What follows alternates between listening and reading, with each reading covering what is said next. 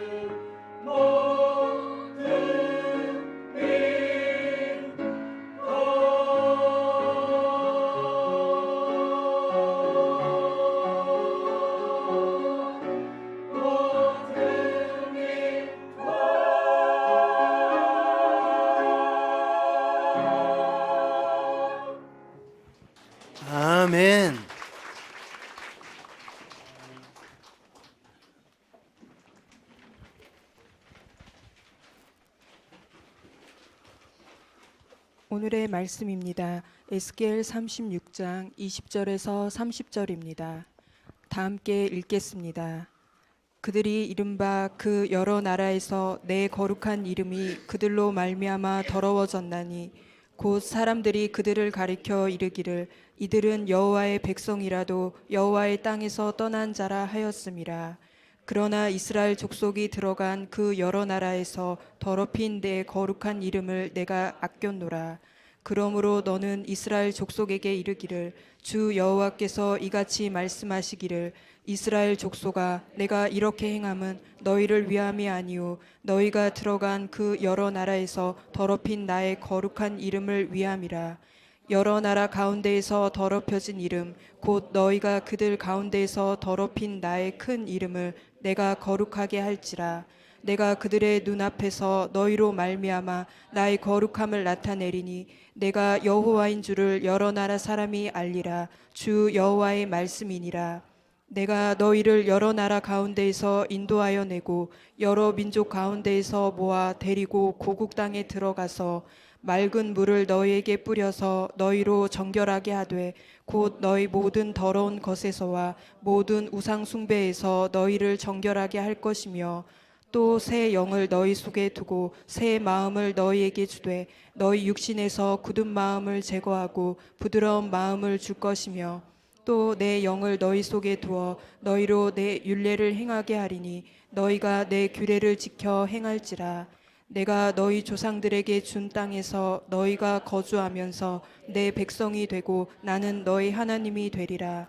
내가 너희를 모든 더러운 데에서 구원하고 곡식이 풍성하게 하여 기근이 너희에게 닥치지 아니할 것이며 또 나무의 열매와 밭의 소산을 풍성하게 하여 너희가 다시는 기근의 욕과 당하지 아니하게 하리니. 아멘. 아멘. 우리 인생 가운데 어떤 계절이 오느냐, 어떤 계절이 오느냐, 이것은 너무나 소중한 것입니다. 우리가 지난 5개월 동안 정말 이 나라에 혼란의 계절이 오니까 우리의 의지와 상관없이 우리가 한없이 혼란함 속에서 거했습니다. 우리나라에 일제 강점기에 시련의 계절이 오니까 이 나라 백성들은 의지와 상관없이 36년 동안을 고통을 당했습니다.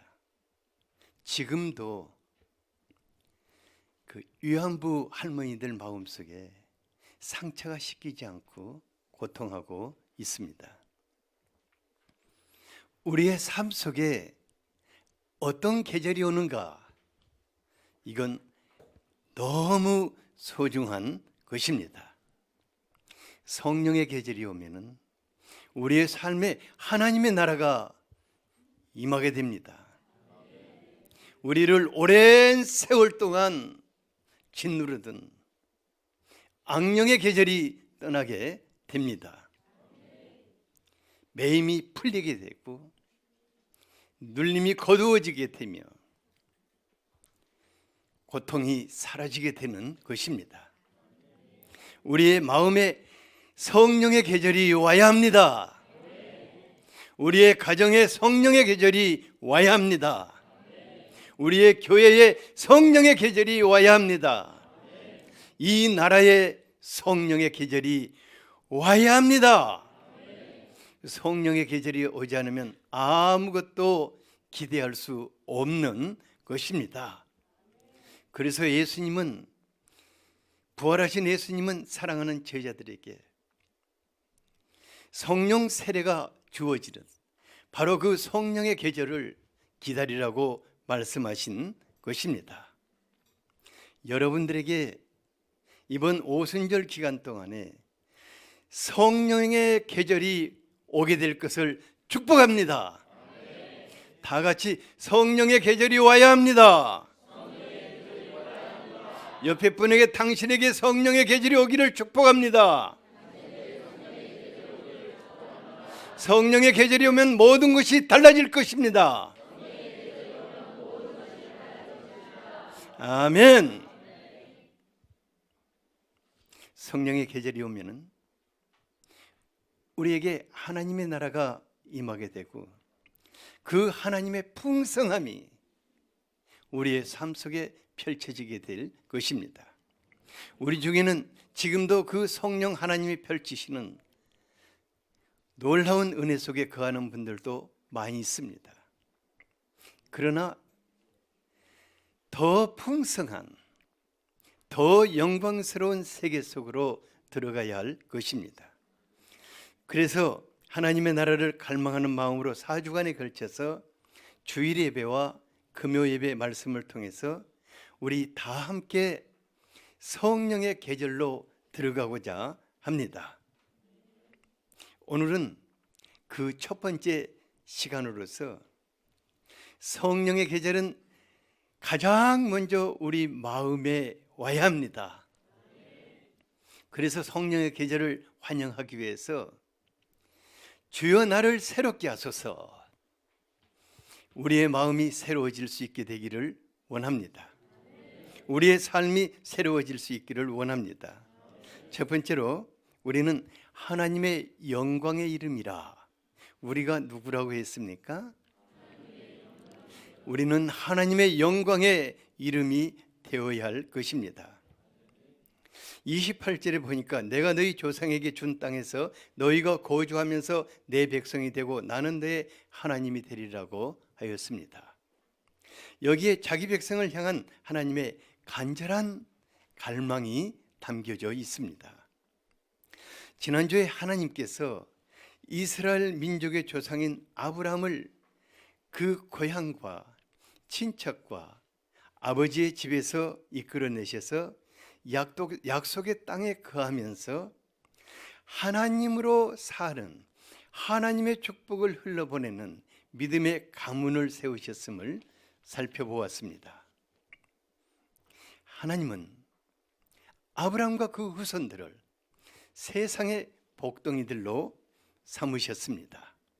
그리고 그들을 통해서 모든 나라, 모든 민족들이 하나님의 축복을 받으며 살기를 원하셨습니다.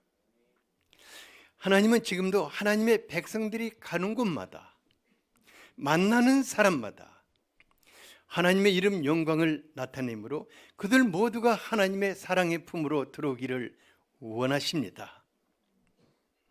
하나님의 백성들을 통해서 하나님의 이름이 영광을 받으시는 바로 그곳에 하나님의 나라가 임하게 됩니다. 하나님의 축복이 펼쳐지게 되는 것입니다. 하지만 이스라엘 백성들, 하나님의 백성들의 형편은 어떠했습니까? 20절을 같이 한번 읽어보겠습니다. 시작. 그 여러 나라에서 내 거룩한 이름이 그들로 말미암아 더러워졌나니 곧 사람들이 그들을 가리켜 이르기를 이들은 여호와의 백성이라도 여호와의 땅에서 떠난 자라 하였습니다. 하나님의 백성이라 부름받는 이스라엘 사람들이 가는 곳마다 그들은 처음에는 저들이 하나님의 백성이기 때문에 뭔가를 기대했습니다. 그들로 인해서 행복해지기를 원했습니다. 그런데 그들은 옮아가지 못해서 실망을 하고 손가락질을 하며 저들의 하나님 알겠다. 그들로 인해서 하나님의 이름이 더럽힘을 당했습니다. 구약 성경을 읽다 보면 너무나 슬픈 구절들이 반복됩니다. 이것은 하나님의 백성들로 인해서 이방인들이 하나님의 이름을 더럽히고 하나님의 이름을 짓밟히게 되었다는 것이 거듭 반복됩니다. 구약시대 때뿐만 아니라 사도 바울은 로마서 2장 23, 24절에서 율법을 자랑하는 내가 율법을 범함으로 하나님을 욕되게 하느냐, 기록된 바와 같이 하나님의 이름이 너희 때문에 이방인 중에 모독을 당한다고 하였습니다. 이스라엘 백성들은 자신들이 하나님께 선택받은 백성이라는 자긍심과 신앙의 우월감이 대단했습니다. 그들은 자신들은 천국 백성이고 하나님이 없는 이방인들은 지옥의 자식들이라고 생각했습니다. 하지만 불신자들의 눈에 비친 그들의 삶은 정말 교만했습니다. 이기적이었습니다. 그들은 사회의 악으로 낙인을 찍히게 되었습니다. 주로 그들이 다른 나라에 가서 벌린 사업이 뭐였냐면은 하나는 전당포였다고 그래요. 여러분 전당포가 뭔지를 알죠? 예, 돈이 없을 때 뭐 귀중한 물품 가서 잡혀서 돈 빌려오는 것이었죠. 그리고 또 하나는 사채놀이를 했다고 그래요. 높은 이자를 받고 고리대금업자들이요. 그러니까는 그들로 인해서 수많은 사람들이 고통을 당하고 피눈물을 흘리게 된 거예요. 그러니까는 그들은 세계 도처에서 미움을 받고 학살을 당하게 되었습니다. 그들로 인해서 하나님의 이름이 조롱당하고 짓밟혔습니다. 저는요, 제 자신과 예수 믿는 사람들로 인해서 하나님의 이름이 조롱당하고 욕먹는 것을 보면 정말 가슴이 비워지는 것 같아요. 때때로 제가 안티크리스찬 사이트를 들어가 보면은 정말 그들이 예수 믿는 사람들로 인해서 고통당한 이란 것을 말하면서 얼마나 예수를 비난하고 정말 슬퍼요. 불신 세상에서 예수 믿는 사람들이 덕을 끼치지 못한다면은 바로 그 자리에서 하나님의 이름이 더럽힘을 당하게 될 것입니다.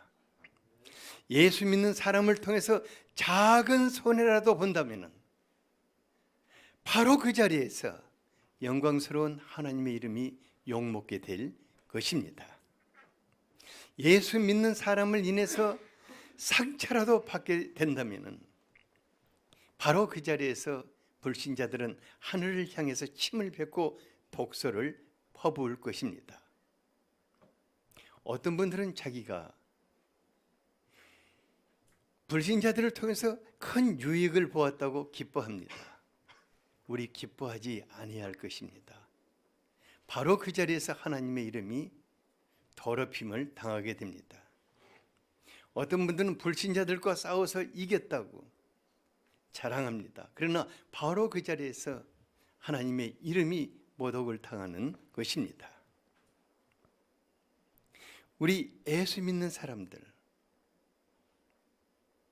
불신의 세상에서 덕을 끼치고 유익을 주며 그들로 하여금 존경을 받게 될 수 있기를 원합니다. 우리가 바로 이런 것들로부터 새롭게 되어야 할 것입니다.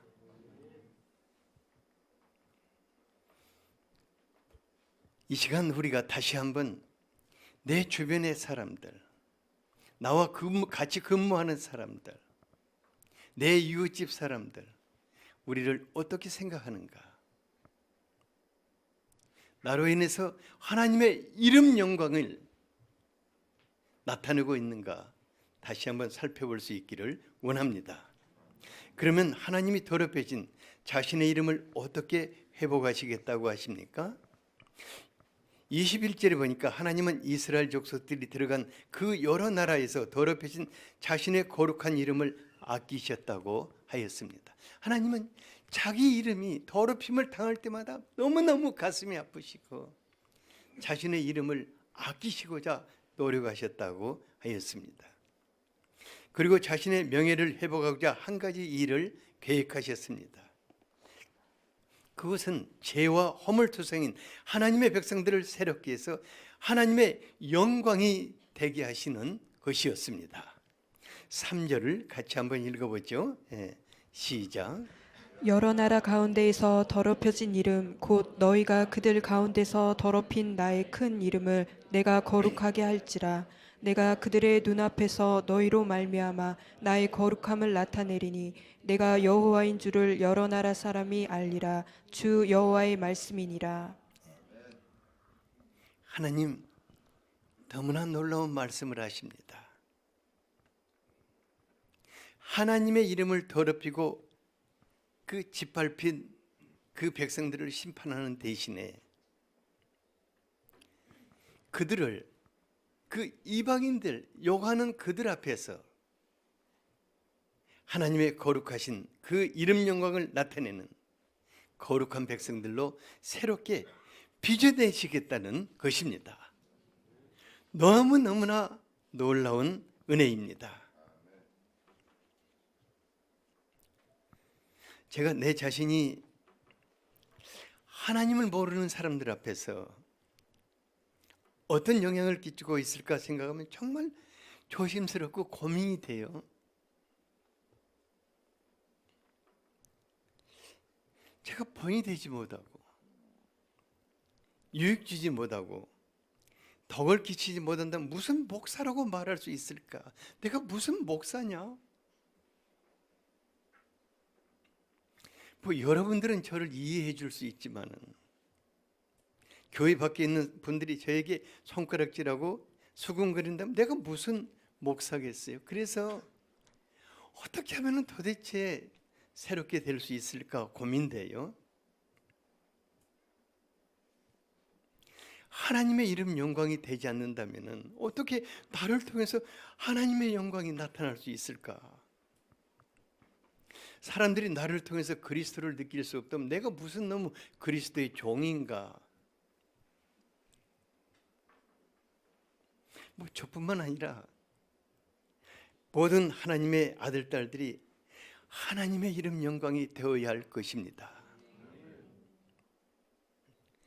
모든 그리스도의 사람들이 그리스도의 형상을 덧입어야 할 것입니다.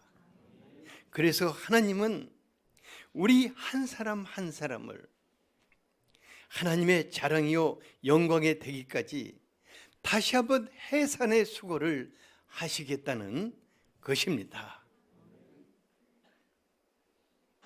영광의 하나님께서 반드시 여러분들을 하나님의 이름 영광이 되게 하실 것을 믿습니다. 옆에 분에게 하나님께서 당신을 하나님의 이름 영광이 되게 하실 것을 축복합니다.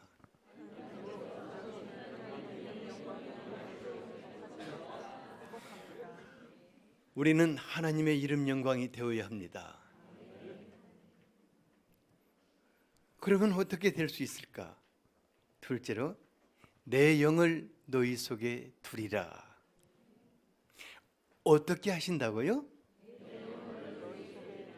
하나님의 영을 우리 속에 두시겠다고 약속하십니다. 26절을 같이 한번 읽어보죠. 시작. 또 새 영을 너희 속에 두고 새 마음을 너희에게 주되 너희 육신에서 굳은 마음을 제거하고 부드러운 마음을 줄 것이며. 하나님께서 왜 타락한 우리 자신의 영이 아닌 새 영을 주시겠다 할까? 그것도 우리 밖에 아니라 우리 속에 두시겠다고 하실까? 지금 아주 한심한 우리의 마음, 그런 마음이 아니라 새 마음을 주시겠다고 하십니다.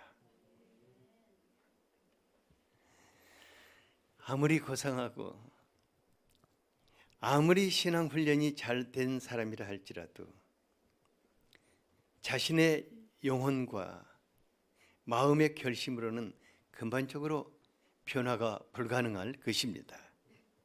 시편 103편 14절에 보면은 하나님께서 우리 체질을 아신다고 하였습니다. 얼마나 이 말씀이 위로가 되는지 모르겠어요. 자신의 체질을 아는 사람은 자기를 기대하지 않을 것입니다. 요즘은요, 새로운 자기를 발견하고 자기 완성을 갈망하는 사람들이 늘어나고 있어요. 이분들은 인도의 자아 명상 프로그램이나 불교의 템플스테이에 참석하여서 힘든 수행을 합니다. 그러나 더 깊은 자아 완성을 원하는 분들은 사막이나 광야에 가서 아주 외롭게 정말 어려운 수행을 하고 있습니다. 참 이런 분들 보면 대단하다는 생각이 들어요. 존경스러워요. 하지만 사람이요, 자아 완성 속으로 들어간다는 것은 불가능합니다. 저는 생선을 좋아하는데요, 소금에 절인 생선은 제가 싫어해요. 제가 옛날에 강고등어를 구워서 줬는데 그 도저히 못 먹겠더라고요. 이와 같이 죄에 찌든 사람이 자신의 체질을 알게 된다면 절망하게 될 것입니다. 그래서 우리 예수님은 요한복음 3장 5, 6절에서 내가 진실로 진실로 너희에게 이르노니 사람이 물과 성령으로 나지 아니하면 하나님 나라에 들어갈 수 없느니라. 육으로 난 것은 육이다. 그러나 영으로 난 것은 영이다고 말씀을 하셨습니다. 성령으로 거듭난다. born again. 그리스도의 영으로 새롭게 태어난다. 그러니까 이것은 성령으로 새롭게 태어나지 않으면은 아무리 신앙생활을 오래 하고 아무리 많은 이 신앙적인 지식을 마음에 담고 있을지라도 옛사람 그대로라는 것입니다. 저 사람 뭐 아는 것은 많은데 왜 저렇게 안 변하는지 모르겠다고. 뭐 항상 보면은 그 사람이 그 사람이라고 이렇게 안 변한다고 그래요. 여러분, 옛사람 그대로 살고 싶습니까? 그렇게는 안 돼야겠지 않습니까? 하나님께서 새 영과 새 마음을 주신다는 것은 우리를 그리스도의 영광을 나타내는 형상으로 빚으시겠다는 것입니다. 재창조하시겠다는 것입니다. 고린도후서 5장 17절을 같이 한번 읽어보죠. 시작. 그런즉 누구든지 그리스도 안에 있으면 새로운 피조물이라 이전 것은 지나갔으니 보라 새 것이 되었도다. 성령으로 거듭난다는 것은 조금 변하는 것을 말하지 않습니다. 새로운 피조물이라고 하였습니다. 그러니까 지금까지 보아왔던 그 이전의 사람이 지나가 버리고 전혀 새로운 사람이 되어간다는 것입니다. 이와 같이 성령으로 거듭난 사람이 가장 큰 변화는 날로 그리스도의 형상을 닮아간다는 것입니다. 놀라워요. 어떻게 갈수록 당신이 이토록 새로워지는지 모르겠다고 옆에 사람들이 그런 말을 하지 않을 수가 없게 변해간다는 것입니다. 저 양반 10년 전이나 5년 전이나 지금이나 영원토록 변함없다고. 여러분 이런 말 들어야 되겠습니까? 아닙니다. 그래서는 안 되겠죠. 그래서 27절에 보니까 내 신을 너희 속에 두어서, 어디에 두어서? 우리 속에 두어서 너희로 내 율례를 행하게 하리니 너희가 내 규례를 행할지라고 하였습니다. 참 놀라운 것은요, 하나님의 성령께서 우리 안에 거하게 될 때 우리 안에 기적이 일어나게 되는데, 또 다른 기적이 일어나게 되는데, 그리스도를 닮는 것 말고 또 다른 기적이 일어나게 되는데 뭐냐면은 까막 눈이 열린다는 것입니다. 무슨 눈이 열린다고요? 지금까지는 성경만 보면 잠이 오던, 그런 눈이 열려서 말씀의 세계가 보이기 시작한다는 것입니다. 그러니까 성경을 읽고 싶겠습니까? 자겠습니까? 자겠어요? 주야로 성경을 읽으면서 어떻게 이렇게 다냐? 울과 같이 달다고 그래요. 그러니까 이런 분들은 여기 예배 시간에 오셔서 이 설교 말씀 들으면서 계속 그냥 뭘 먹는 거지 계속 삼키고 있는 거예요. 그러니까 이런 사람들은 졸지를 않죠. 우리 교회는 몇몇 분 말고는 조는 분들이 없어요.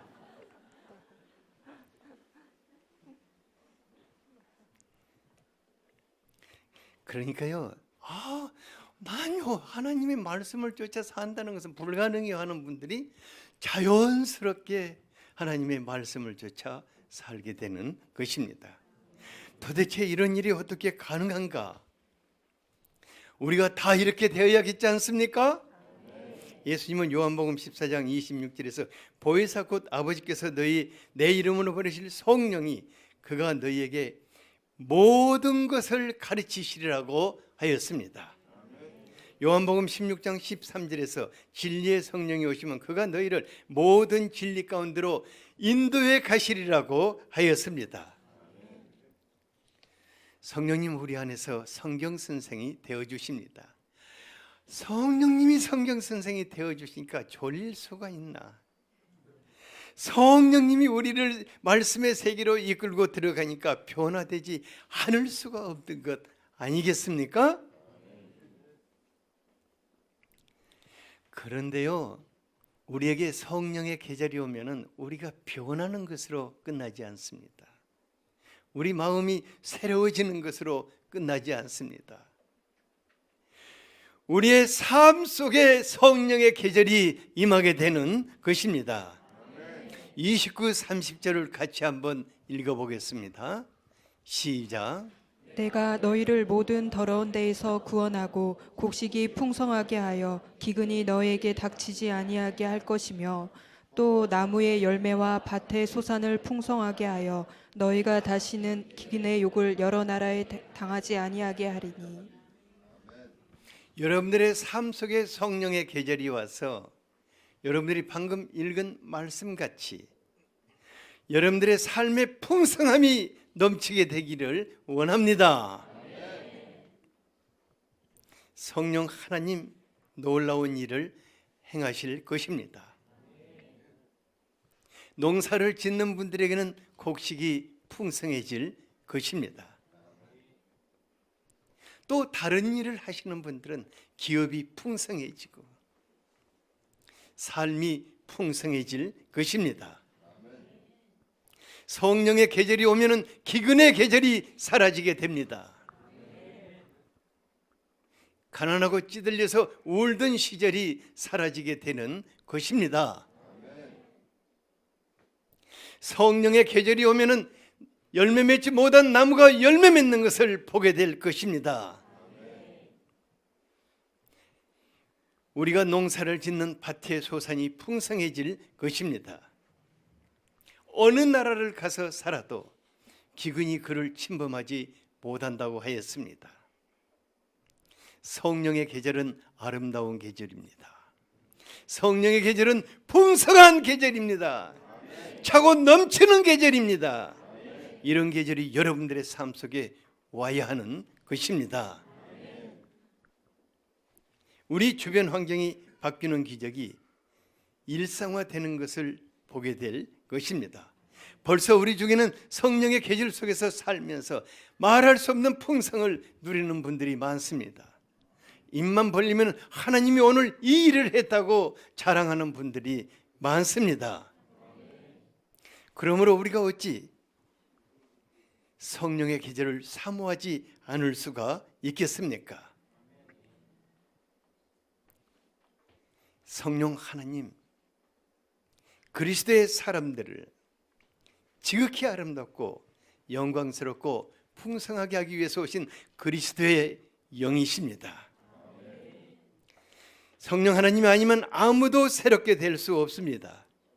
성령 하나님이 아니면 아무도 하나님의 이런 영광이 될 수 없습니다. 성령 하나님이 아니면 아무도 세상의 그리스도의 얼굴이 될 수가 없습니다.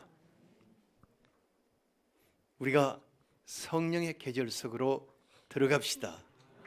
앞으로 4주간에 걸쳐서 주일과 금요일에 여러분들이 꼭 참석하실 수 있기를 바랍니다. 그리고 다 함께 손을 잡고 성령의 계절 속으로 들어갈 수 있게 되기를 축복합니다. 오늘 이 말씀이 내 삶 속에 임할 수 있도록, 또 내가 새로워질 수 있도록 간절하게 한번 기도하겠습니다.